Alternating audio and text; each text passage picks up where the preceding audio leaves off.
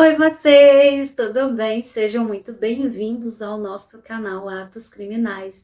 Para quem não me conhece, meu nome é Cíntia e toda semana eu trago um vídeo novo relacionado a algum caso criminal ao redor do mundo. Bom, logo no começo do vídeo eu peço que, caso vocês puderem, deixem um like, deixem um comentário, isso ajuda bastante no engajamento, principalmente nas primeiras horas em que esse vídeo é postado. E sim, como eu sempre digo, eu conto com a ajuda de vocês. E chega de conversa fiada, bora lá para o caso de hoje.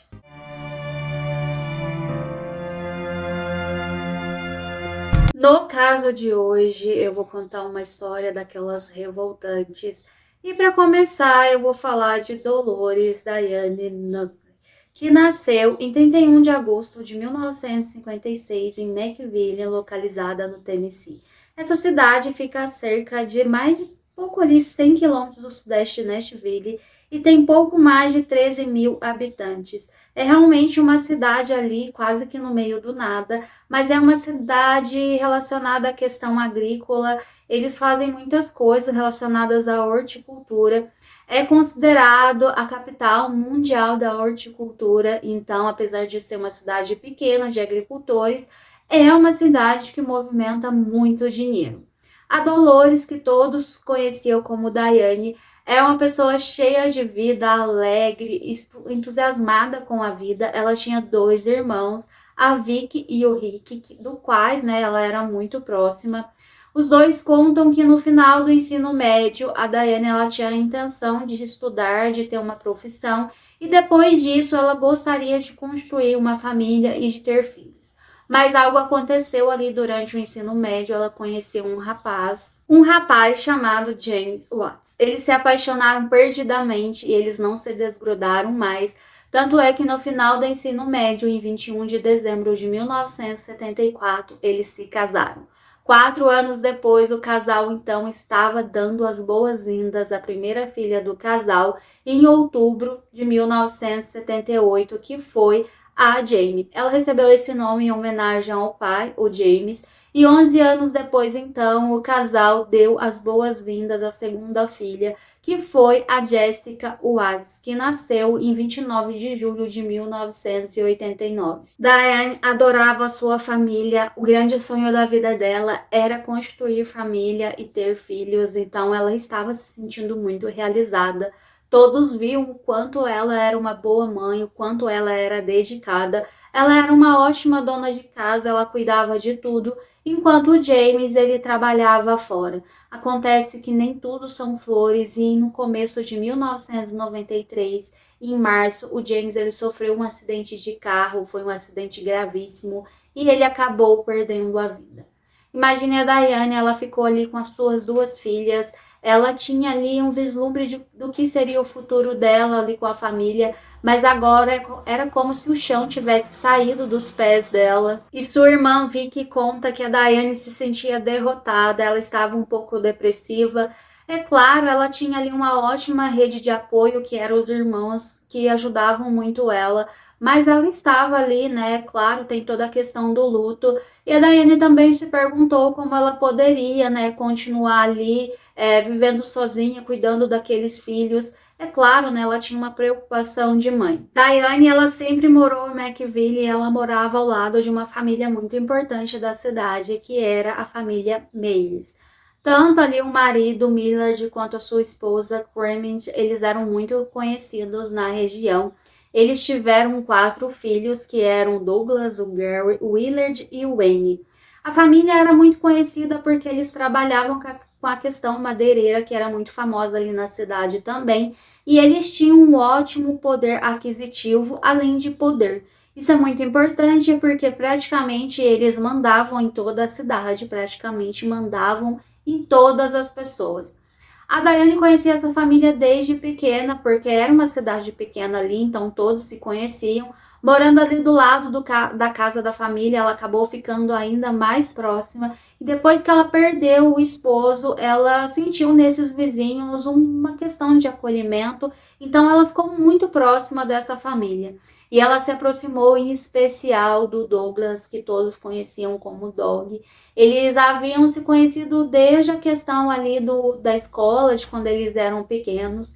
O Doug, ele chegou para Daiane e falou que ele sempre teve algum sentimento por ela, mas os caminhos deles acabaram indo para outros lados. Mas agora que ela estava viúva, de repente ela poderia dar uma oportunidade a ele. Isso já era ali final de 93, quase 94, não tinha nem feito um ano que ela havia perdido o esposo, mas ela se sentia tão acolhida por aquela família que ela pensou que de repente seria uma boa ideia iniciar aquele relacionamento.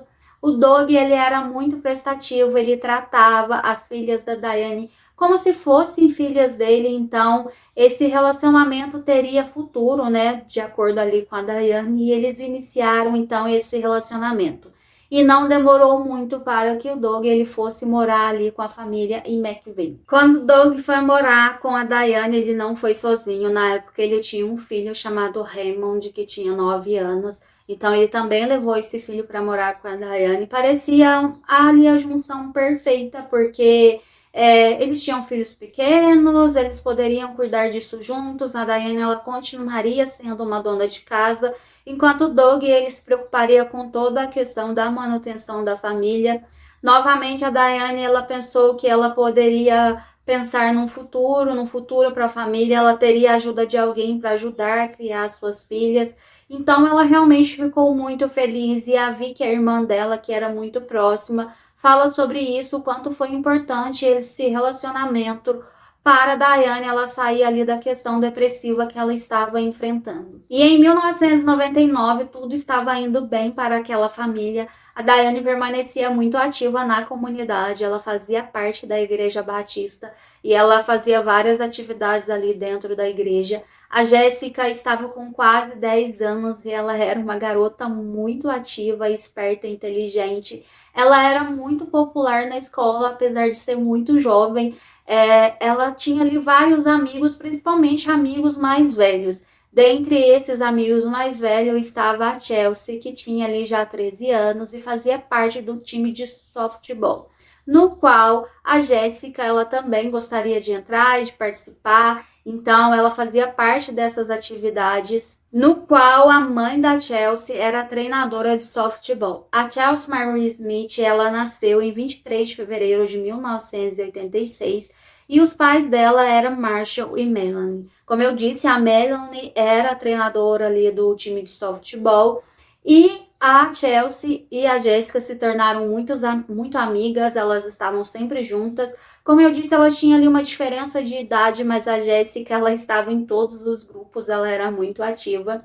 E o que acontece é que no final de um dia de treinamento ali, isso aconteceu no dia 27 de julho de 1999, a Jéssica ela pediu à mãe para fazer uma festa do pijama para comemorar o seu aniversário, né, que seria ali no dia 29. A mãe disse que tudo bem, que não teria nenhum problema, só que a Jéssica ela pensou nisso justo ali no final do treino do jogo de softball. Ela falou com algumas coleguinhas, mas elas não poderiam ir. A única que poderia ir era a Melanie. E claro, a mãe dela ali era treinadora, ela pediu para a mãe deixou, ela não viu nenhum problema nisso, porque ela conhecia muito bem a Jéssica, assim como a Daiane, o Doug e a família ali. Então ela falou, bom, é uma boa família, não tem nenhuma questão que ela pensasse que poderia ser uma preocupação.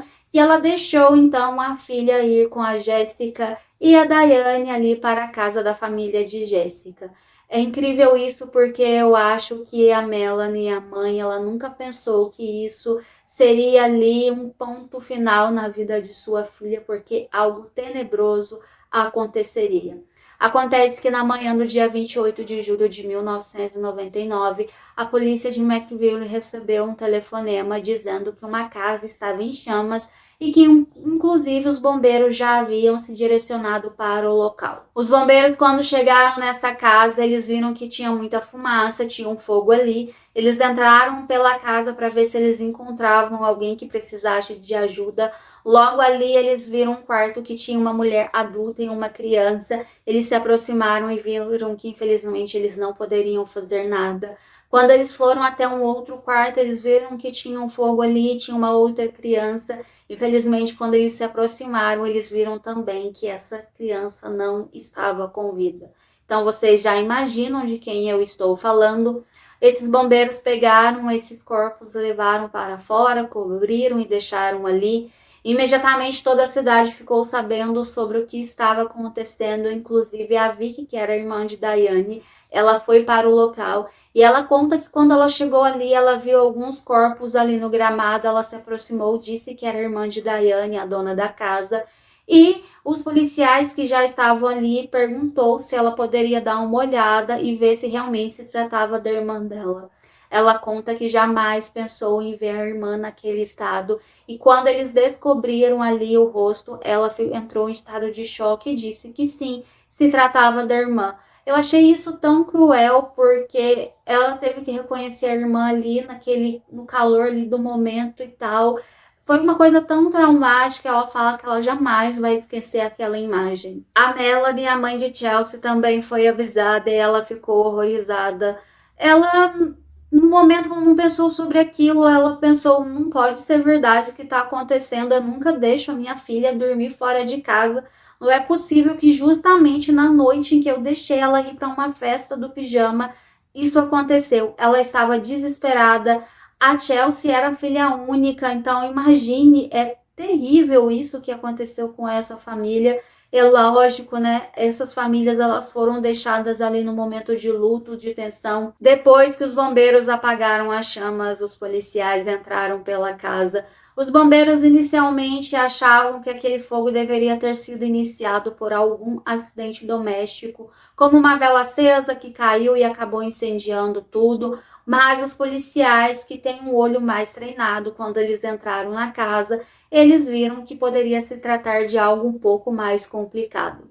Isso porque eles encontraram na casa um taco de beisebol que parecia ter um líquido vermelho, estava ali coberto por fuligem. Tinha também uma chave de fenda que também parecia estar suja do mesmo material. Quando eles olharam para os corpos, eles viram que tinha ali alguma coisa que foi usada contra aqueles corpos, então eles pensaram que aquele incêndio, na verdade, era um incêndio criminoso, que alguém deveria ter colocado fogo de propósito para encobrir uma coisa mais séria. Outra coisa também que é importante relatar é que um dos detetives, ele olhou para o chão, ele viu que parecia ter uma marca também de líquido vermelho e de arranhaduras. Era como se uma pessoa tivesse sido arrastada por aquele local. Ele quis olhar os corpos e ele viu que tinha marcas contundentes ali na cabeça daquelas vítimas. Então a teoria dele até aquele momento fazia sentido e ele iria trabalhar o máximo possível para descobrir o que realmente aconteceu. Os policiais imediatamente tentaram juntar as peças ali daquele quebra-cabeça. Eles queriam saber onde estavam as outras pessoas relacionadas àquela família. A Jimmy, que era outra filha da Daiane, ela já não morava mais ali na casa com a família. Ela havia se casado e se mudado. O Doug, ele estava viajando com o filho, que era o Raymond, que nessa época já estava com 14 anos. Eles estavam em uma cidade próxima, que ficava a mais de uma hora, na verdade, ali de McVille, na casa da ex-mulher dele, que era a Teresa. Os policiais, é claro, queriam conversar com o Doug, porque, é claro, né, ele seria a primeira suspeita do que poderia ter acontecido ali, se realmente se tratava de um crime. E eles ficaram sabendo então que ele tinha um álibi, ele esteve na casa da ex-esposa, ele foi visto pela sogra, inclusive essa sogra contou que o viu pela manhã, por volta das 6 horas da manhã, recebendo um telefonema que era possivelmente ali de um irmão dele. Então ele foi visto, não tinha como ser ele, até porque nesse ponto os policiais sabem que o fogo havia começado ali por volta das 4h30 e ter sido extinto ali por volta das 5 horas pelos bombeiros que foram chamados até a casa. Então, se o Doug ele foi visto ali durante logo na manhã não tinha como ser ele, porque não daria tempo dele viajar. Eles pensaram dessa forma, então ele seria, de certa forma, descartado. Doug se mostrou sem palavras quando ele conversou com os investigadores, quando questionado se ele sabia de alguém que poderia ter alguma coisa contra a Diane e a família. Ele disse que não, que jamais, ela era uma ótima pessoa, que ninguém tinha nada contra ela. Uma coisa que os investigadores descobriram também é que não se tratava de um roubo, uma vez que a bolsa da Diane foi encontrada no local e tinha mais de $2.000 ali, era uma quantia de dinheiro muito grande, era 1999. Então, se tivesse sido um roubo, por que os ladrões não haviam levado isso? Enfim, eles tinham muitas coisas para pensar até esse momento e eles deveriam continuar. As autópsias concluídas sobre o corpo de Diane revelaram que ela levou 2 golpes na cabeça, possivelmente por aquele taco de beisebol. Esse taco de beisebol também foi usado nas meninas, mas também foi usado uma arma que era uma chave de fenda. Então, os investigadores pensaram, bom, 2 armas sendo usadas, então não foi uma pessoa só que fez isso, deve ter sido 2 pessoas. Por que uma pessoa largaria um taco de beisebol e depois continuaria atacando com uma chave de fenda? Uma coisa que eu achei super triste com relacionado a isso é que a Diane, ela deve ter perdido a vida com aqueles golpes que foram bem cruéis. Entretanto, as meninas, tanto a Jessica quanto a Chelsea, elas sofreram também ferimentos na cabeça, mas elas perderam a vida possivelmente por causa da fumaça. É sabido ali pela autópsia que elas ficaram vivas por durante 20 minutos depois de serem golpeadas. Tanto o taco de beisebol quanto a chave, elas seriam enviadas para análise de DNA. Com certeza os policiais acreditavam ser as armas do crime. Eles pensaram que as pessoas que fizeram aquilo deixaram esses materiais para trás porque eles pensaram que de repente o fogo destruiria tudo, mas isso não aconteceu e eles poderiam agora fazer uma investigação com relação a isso. Já o fato de ter sido um incêndio criminoso, eles conseguiram provar que sim, a gasolina foi usada para que houvesse ali uma grande quantidade de fogo naquela casa. Imagine a comunidade de McVille, quando eles souberam desse caso, eles ficaram horrorizados, porque eles não imaginavam ninguém ali da comunidade cometendo um crime como esse, principalmente contra crianças. Teve um dos investigadores que ficou ali com o olho bem aberto com relação ao Doug. É sabido, né, que ele era ali a pessoa que se relacionava com a Diane, era para ele estar na casa, como assim ele não estava? Ele quis fazer uma investigação, mas não tinha muito com que partir do Doug ali naquele momento. Ele precisava esperar as análises que seriam feitas ali nas armas do crime. Só que essa desconfiança acabou causando também uma irritação na comunidade, inclusive na própria irmã da Diane, que era a Vicky, que ela dizia que jamais o seu cunhado faria uma coisa como essa. Então eles ficaram ali também revoltados com a polícia, porque eles pensavam, principalmente a Vicky, que a polícia queria incriminar alguém inocente, no caso o cunhado dela, para se livrar logo daquele caso complicado. No dia 2 de agosto de 1999, Jessica e sua mãe Diane foram sepultadas e Chelsea também foi sepultada pela sua família. Nesse mesmo dia houve um desenvolvimento no caso, porque a polícia chegou até um nome que era o de John Lee Lewis, conhecido por todos como Johnny Boy. Johnny era amigo de Doug, ele era uma pessoa suspeita porque teve um vizinho da Diane que disse que ter o visto ali na casa da família por volta da manhã daquele dia, antes mesmo do incêndio começar. Então ele era uma pessoa suspeita. John tinha várias questões criminais relacionadas a ele, não era nada relacionado a tirar a vida de alguém. Era tudo infrações de trânsito, que ele havia ali tido várias multas, coisas do tipo. Mais de 10, teve uma delas que ele ficou alguns dias preso por causa disso. Ele causou um acidente muito sério, mas ele estava em liberdade condicional, vivendo a sua vida, e ele fazia alguns trabalhos com Doug. E uma coisa interessante sobre o John é que ele já havia ido até a delegacia em algum momento. Ele estava procurando por um canivete da marca Old Mentor que ele tinha, e ele contou que ele sempre ia ali na casa da família, possivelmente ele havia perdido esse objeto lá no local. sim os policiais o haviam encontrado no dia do crime. Então ele falou, não, esse material é meu, mas eu perdi lá em algum momento que eu fui, eu não tenho nada a ver com o que aconteceu. O John, ele, como eu disse para vocês, ele fazia alguns trabalhos com o Doug e ele tinha uma esposa que se chamava Shirley. E pasmem, essa é uma história engraçada. A Shirley, na verdade, era ex-mulher do Doug. O Doug não só tinha a Teresa como ex-mulher, mas ele teve também a Shirley, que foi um segundo casamento dele, depois que ele se separou de Teresa.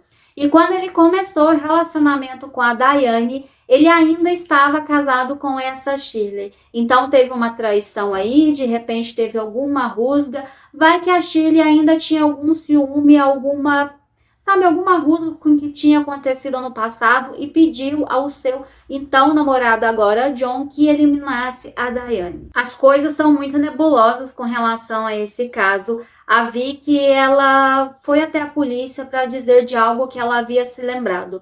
Ela contou que no dia, ali próximo do que aconteceu, ali no dia 25 de julho, ela estava na casa da irmã, quando ela viu a irmã recebendo um telefonema que na verdade era da sogra de Diane, a Clementine.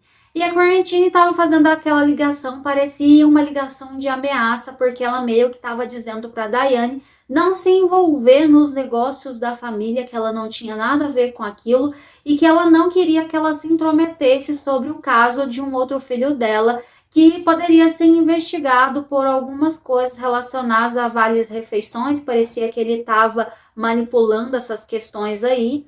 E ela estava meio que dando um puxão de orelha na Diane, dizendo para ela não se meter ali no que acontecia na família. Bom, é sabido por algumas pessoas que o Gary, o irmão do Doug, ele fraudava algumas questões ali de vale-refeição. Ele mexia com isso, era meio que um trabalho dele. Era algo que a Diane não concordava, ela sabia que aquilo era errado. E em algum momento ela deixou escapar que ela iria, na verdade, fazer ali uma denúncia. Então a Clementine, ela estava ligando para dizer que se caso a Diane fizesse isso, as coisas não iam ficar boas pro lado dela.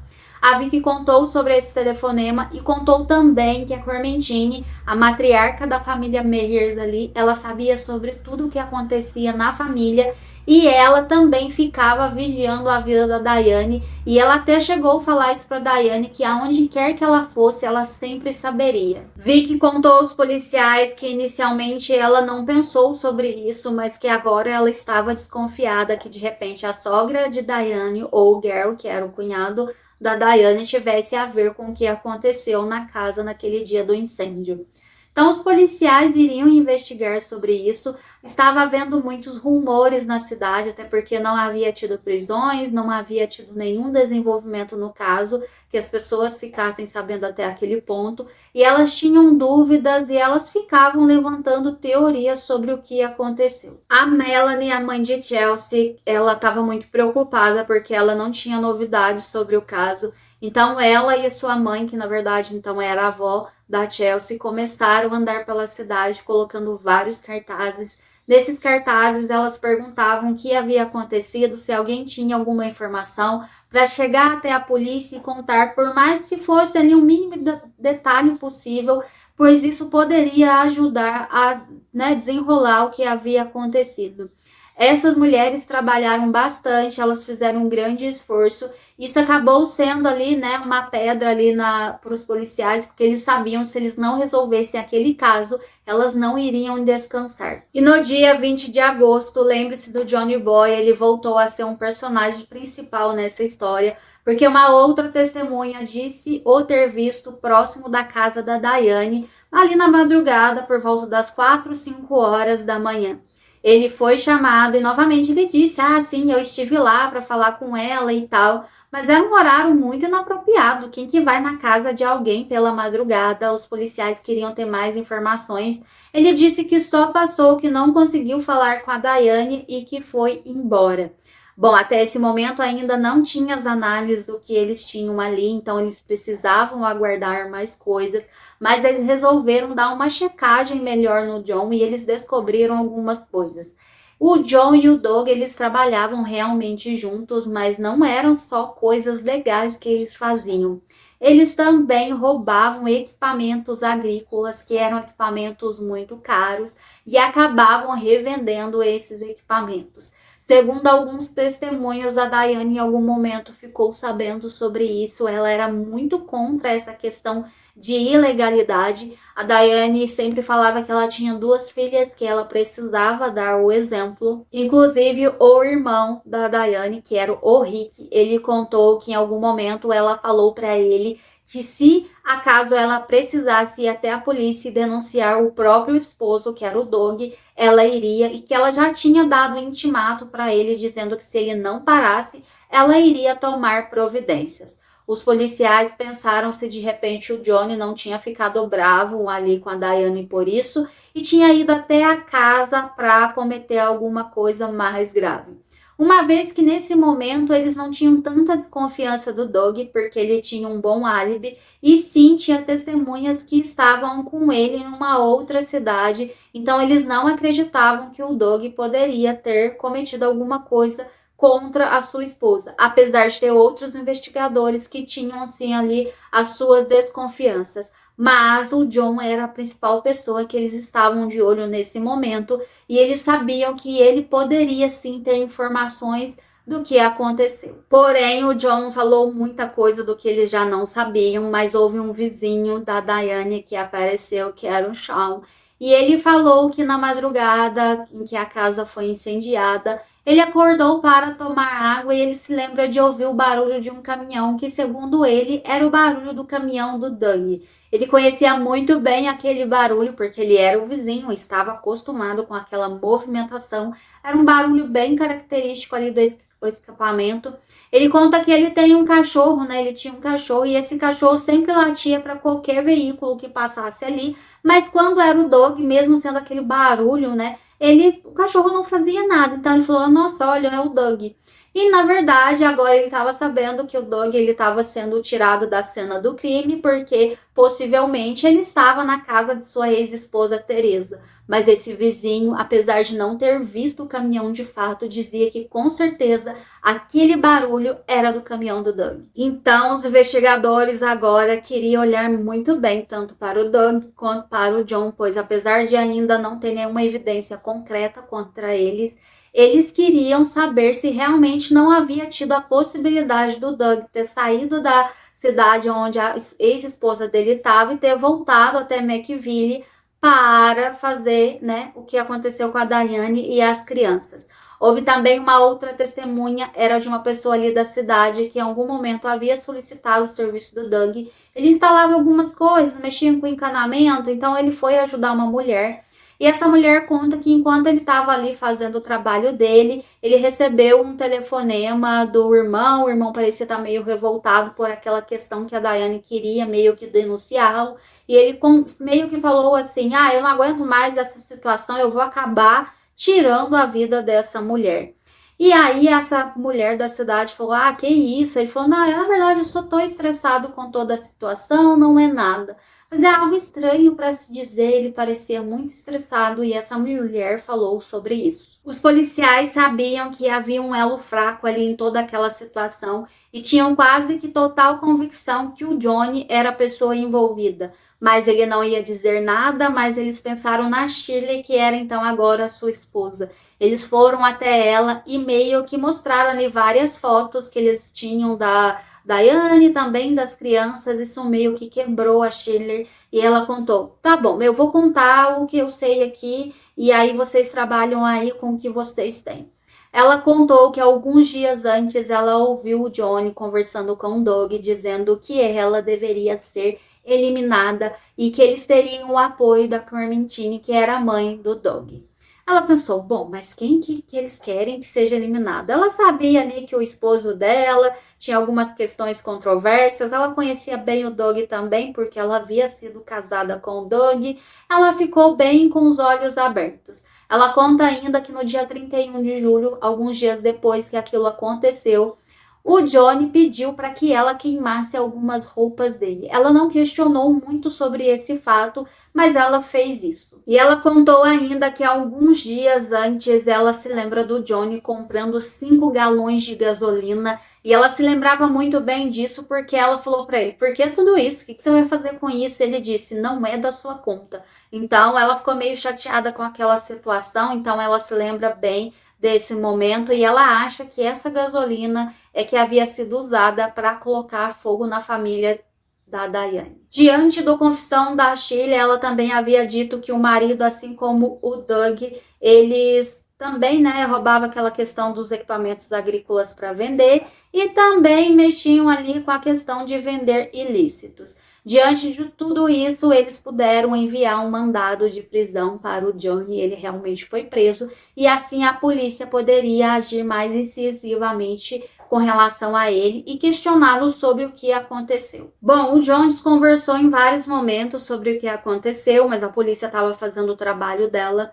Eles descobriram que a Clementine estava muito mais envolvida do que eles acreditavam inicialmente. Ela sim tinha questões com a Diane, principalmente pelo fato da Diane querer entregar o Gary, que era o outro filho dela. Agora a Clementine também tinha ficado sabendo que a Diane também estava brigando com o Doug ali pelas coisas que o Doug fazia. Então ela pensou que a Diane era alguém a ser eliminada. A Clementine, como eu disse para vocês, era a matriarca da família Mears. Ela conhecia a Diane desde pequena, mas ela tinha os negócios dela ali e ela estava disposta a tudo, a proteger seus negócios e também a sua família. A Clementine já havia se envolvido em algumas coisas nebulosas no passado, mas como eu disse para vocês, eles eram de uma família muito rica e poderosa. Eles tinham determinado poder na cidade, então ela havia se livrado de várias questões. É sabido que ela chegou a esfaquear uma mulher em uma determinada noite, mas nada aconteceu com ela relacionado a isso. E ela meio que saía ilesa de tudo. Mas e aí, o que realmente aconteceu? Naquela madrugada, Doug e Johnny foi até a casa de Diane, por isso algumas pessoas disseram ter visto o Johnny ali, porque ele realmente esteve. O Johnny conta que o trabalho dele seria limpar a cena do crime, por isso que ele havia comprado aqueles galões de gasolina. Mas eles não contavam que haveria mais pessoas naquela casa. Eles pensaram que somente a Diane estaria ali com a Jessica. A Diane estaria no quarto sozinha dormindo, enquanto a Jessica estaria no outro quarto. Só que não foi isso que aconteceu, então eles foram até ali, eles golpearam a Diane, na verdade o Doug fez isso. E aí eles acabaram percebendo que havia outras pessoas ali, eles pensaram que poderiam ser testemunhas, então eles resolveram apagá-las também. Então o Johnny conta que ele teve que ajudar o Doug com umas meninas, por isso ali que haviam 2 armas sendo usadas. Bom, nem quero pensar como isso aconteceu, mas enfim, os dois participaram do crime. E aquele álibi que o Doug tinha, tanto da ex-esposa quanto da sogra, foi um álibi que ele combinou com elas. O filho dele disse ter estado com o pai o tempo todo, mas isso também não tinha como ser provado, porque o Raymond, ele conta que estava com o pai, mas ele esteve dormindo. Ele só acha que o pai estava ali junto com ele na casa da mãe, que era a Teresa. Então, não era um álibi tão forte assim. No dia 15 de maio de 2000, Doug e Johnny foram indiciados e foi estipulado uma fiança para eles de 1,5 milhão de dólares, no qual não foi paga, por isso que eles continuaram na prisão. Clementine, ela parecia ser a mentora de tudo o que aconteceu pelos relatos que eles tinham ali, e ela também foi indiciada. O Gary também ele foi indiciado porque, de certa forma, ele ajudou no planejamento, porque ele seria uma das pessoas que seriam entregues pela Diane pela questão fraudulenta com a qual ele trabalhava ali com os vales-refeição. O julgamento de Johnny foi o primeiro que aconteceu, foi no ano de 2001. Teve uma grande questão de segurança ali no tribunal, onde ele seria julgado, porque muitas pessoas queriam pegá-lo com as próprias mãos.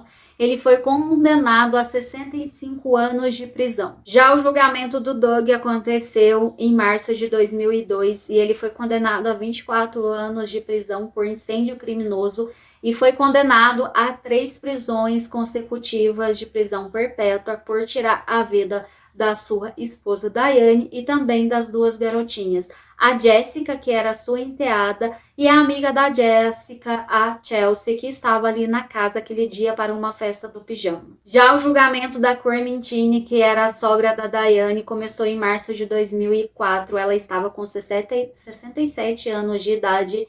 O filho dela, o Gary, ele foi testemunhar contra a mãe nesse julgamento, ele fez um acordo. Mas pasmem, a Clementine ela saiu dessa praticamente ilesa. Ela pegou, se eu não me engano, 1 ano e 8 meses de prisão, mas ela não ficou nem um terço disso. Ela acabou saindo ali pela porta da frente. Isso revoltou bastante a comunidade. Mas só mostra o quão poder essa mulher tinha. Houve ali uma grande questão de manipulação nesse caso. Enfim, é uma grande questão relacionada a isso. A verdade é que ela respondeu muito pouco e é sabido sim que ela manipulou tudo o que aconteceu, mas o fato é que ela não botou a mão em nada. Quem executou foi o Johnny e o Doug. Lembre-se que Gary ele fez um acordo, então ele recebeu uma sentença menor, se eu não me engano, de 1 ano. Ele passou 1 ano na prisão, mas foi libertado. Doug Mears, ele hoje está com 66 anos. E ele ainda está na prisão. Ele apelou várias vezes, mas não teve jeito. Ele cometeu um crime muito cruel. Então ele vai continuar na prisão. Já o Johnny, por sua vez, ele está elegível a sair em liberdade condicional em fevereiro de 2029. É triste esse caso porque a gente sabe o que aconteceu com essas pessoas. Eu tenho muita dó das meninas, das crianças que não tinham nada a ver com isso, com os problemas dos adultos. Tanto a Jessica quanto a Chelsea, elas só queriam fazer uma festa do pijama. A Jessica estava ali comemorando o seu aniversário de 10 anos e, infelizmente, ela não veria a luz do dia seguinte. Mas me contem vocês o que vocês acharam desse caso. Eu sempre acho muito complicado casos que envolvem crianças, principalmente quando tem requintes de crueldade. Eu acho que a Diane acabou mexendo num vespeiro. Inicialmente ela começou o relacionamento ali com o Doug, ela se sentia protegida pela família dos Marys, tanto pela Clementine quanto o Millard. Mas eles eram pessoas um pouco más, tanto é que a Clementine viu que a Diane queria denunciar os filhos dela, tanto Doug quanto Gary, e ela não pensou 2 vezes em arquitetar tudo aquilo que aconteceu, e ela acabou também se livrando de tudo, né? É incrível como essas coisas acontecem. Esse caso é aquele tipo de caso que eu fico olhando para a vulnerabilidade humana, tanto para a arte do bem quanto para a arte do mal. Não importava quem estivesse na casa naquele dia, o Gary e o Johnny, eles fariam o que fosse necessário para calar a Diane, e tanto assim que eles o fizeram. Gostaria que nenhum dos dois saísse da prisão, gostaria que a Clementine também tivesse passado um bom tempo ali, mas isso não aconteceu, infelizmente é o que temos. Mas dê a opinião de vocês, se vocês chegaram até aqui o final, deixe um like, caso não tenha deixado, isso ajuda bastante o canal. Eu agradeço a companhia de vocês, eu espero vocês na próxima semana, tenham um ótimo final de semana e um grande abraço.